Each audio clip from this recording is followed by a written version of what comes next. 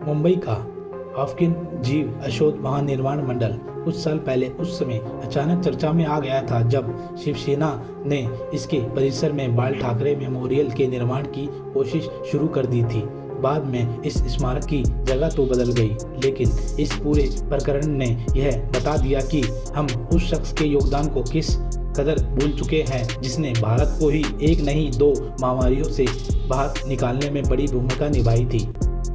Ukraine के Odessa में जन्मे व्लादिमीर मोर्देकाई हाफकिन का भारत पहुंचना महज उनके जीवन का एक संयोग ही था। यह बात अलग है कि जीवन के सबसे महत्वपूर्ण 22 वर्ष उन्होंने यहीं गुजारे। उन्होंने सेंट पीटर्सबर्ग से डॉक्टरेट तो हासिल की थी, लेकिन वह प्रोफेसर नहीं बन सके क्योंकि जार के रूसी साम्राज्य में एक यहूदी को इतना बड़ा ओहदा नहीं मिल सकता था। जिसके बाद उन्होंने अपने देश को अलविदा कहना ही ठीक समझा और वो जिनेवा पहुंच गए। यहाँ उन्हें फिलोलॉजिस्ट पढ़ने का मुकाम तो मिल गया, लेकिन वह संतुष्ट नहीं हुए और पेरिस पहुंच गए अपने गुरु लुई पास्चर के पास। पास्चर इंस्टीट्यूट में हालांकि उन्हें सहायक लाइब्रेरियन का पद मिला, लेकिन बैक्टीरियोलॉजी का अपना अध्ययन उन्होंने जारी रखा, जो जल्द ही हैजे की वैक्सीन बनाने की ओर मुड़ गया। हाफकिन ने इस वैक्सीन का पहला मुर्गे और गिनीपिग पर परीक्षण किया और फिर खुद को वैक्सीन का इंजेक्शन लगाया। उन्होंने जो वैक्सीन तैयार की उसके 2 इंजेक्शन एक तय अंतराल में लगवाने पड़ते थे। संतुष्ट होने पर जब उन्होंने इसके बड़े पैमाने पर इस्तेमाल की बात सोची तो तमाम विशेषज्ञ उनसे असहमत दिखाई दिए। यहाँ तक कि उनके गुरु लुई पास्चर भी उनसे सहमत नहीं थे। भारत में करना पड़ा भारी विरोध का सामना। पहले ही एक वैक्सीन का दावा गलत साबित हो चुका था और यह कहा जाने लगा था कि हैजा मुख्य रूप से आंत के भीतर का रोग है और इसमें वैक्सीन कामयाब नहीं हो सकती। इस बीच संयोग से हाफकिन की मुलाकात लॉर्ड फ्रेडरिक हैमिल्टन डफरिन से हुई, जो उस समय पेरिस में ब्रिटिश राजदूत थे और इसके पहले भारत के वायसराय भी रह चुके थे। भारत में बड़े पैमाने पर हैजा फैल चुका था। लॉर्ड फ्रेडरिक का मानना था कि इस वैक्सीन का इस्तेमाल बंगाल में होना चाहिए। उनकी कोशिशों ने जल्द ही हाफकिन को भारत पहुंचा दिया। मार्च 1893 में जब वो कोलकाता पहुंचे तो कई तरह के विरोध का उन्हें सामना करना पड़ा। वैक्सीन कामयाब हो सकती थी, इस पर तो शक था ही। जर्नल ऑफ मेडिकल बायोग्राफी के अनुसार तब यहाँ भी कहा जाता था कि पेरिस में उन्होंने जिस जीवाणु पर सारे प्रयोग किए हैं, भारत में हैजा फैलाने वाले जीवाणु की किस्म उससे अलग है, इसलिए इसका कोई फायदा नहीं होने वाला। यह भी कहा जा रहा था कि भारत के आम लोग महामारी को दैवी आपदा मानते हैं और इसके एलोपैथिक दवा तक नहीं लेते। वो भले ही इसके लिए 2 दर्द देने वाले इंजेक्शन लगवाने को कैसे तैयार होंगे। इस सारी विरोध के बीच हाफकिन ने अपनी प्रयोगशाला तो बना दी, लेकिन सबसे बड़ी समस्या यह थी कि जब वह बंगाल पहुंचे तो वहां हैजे का प्रकोप खत्म हो चुका था। हालांकि अवध और पंजाब प्रांत में इसका अभी भी प्रकोप जारी था। दुनिया का पहला बड़े पैमाने पर हुआ वैक्सीन परीक्षण। सबसे बड़ी दिक्कत सेना को आ रही थी और सेना ने ही हाफकिन से संपर्क किया था। वह सबसे पहले आगरा गए और फिर उत्तर भारत की छावनियों में उन्होंने घूम कर लगभग 10,000 सैनिकों को उन्होंने इंजेक्शन लगाया। प्रयोग सफल रहा और देश भर में हाफकिन की मांग होने लगी। कोलकाता में हैजे का प्रकोप लौटा तो वहां उन्हें बुलाया गया।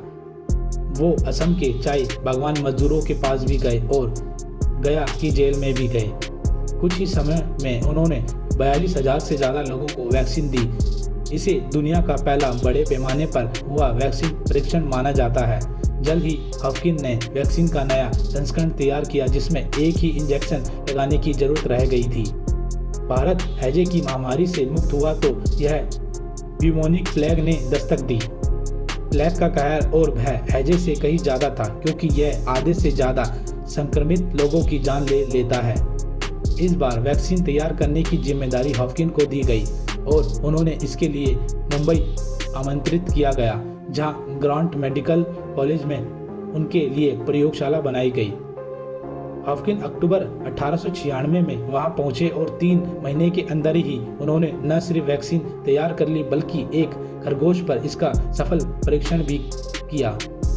इस बार उन्होंने वही तरीका अपनाया और सबसे पहले मानव परीक्षण खुद पर ही किया, लेकिन इसका असल परीक्षण हुआ पड़ोस की बहकला जेल के कैदियों पर। उन दिनों दवाओं का कैदियों पर परीक्षण कोई नई बात नहीं थी, इसलिए 154 कैदियों को तैयार किया गया। उन्हें पहले प्लेग से संक्रमित किया गया। वैक्सीन लगाने के पहले ही दिन 3 कैदियों की मृत्यु हो गई। अगले चंद सप्ताह में कुछ और कैदियों की भी मृत्यु हो गई, लेकिन कुलजमा इस प्रयोग को कामयाब माना गया और इसके तुरंत बाद संक्रमण वाले इलाकों में 1000 लोगों को इस वैक्सीन के इंजेक्शन लगाए गए। दुनिया की चिकित्सा जगत में भी इस वैक्सीन को मोटे तौर पर कामयाबी ही माना गया। हालांकि बाद में दीर्घकालिक आकलन में कहा गया कि यह 50% मामलों में ही कामयाब रही है, लेकिन एक महामारी के दौर में 50% लोगों की जान बचा लेना भी उपलब्धि ही माना जाएगा। हॉफकिन अगले कुछ साल तक इस वैक्सीन पर देश भर में प्रयोग करते रहे, लेकिन इसी दौर पंजाब के एक गांव मुल्कोवाल में एक ऐसी घटना हो गई जिससे चिकित्सा के इतिहास में मुल्कोवाल डिजास्टर कहा जाता है। 30 अक्टूबर 1902 को इस गांव में 1 से 7 लोगों को यह वैक्सीन दी गई थी। चंद रोज बाद इसमें से 19 लोगों में टिटनस के लक्षण पाए गए और जल्द ही उन सब की मौत हो गई। इसका आरोप हॉफकिन पर लगाया गया और उन्हें बर्खास्त कर दिया गया। यह खबर इतनी फैली कि बात ब्रिटेन के हाउस ऑफ कॉमन तक में उठी। हताश हॉफकिन पेरिस लौट गए और वहां से चिट्ठियों के जरिए अपने बचाव करते रहे। आगे जांच हुई तो पता चला कि उनकी कोई गलती नहीं थी। उनके एक सहायक ने वैक्सीन की बोतल पर गंदा ढक्कन लगा दिया था, जिससे यह समस्या पैदा हुई थी। इसके बाद हॉफकिन भारत लौट आए, लेकिन इस बार उन्होंने कोलकाता की बायोलॉजिकल लैबोरेटरी का निदेशक बना दिया गया। इस प्रयोग में वैक्सीन शोध और उत्पादन की कोई व्यवस्था नहीं थी। शायद मुल्कोवाल के आरोप ने उनका साथ नहीं छोड़ा था।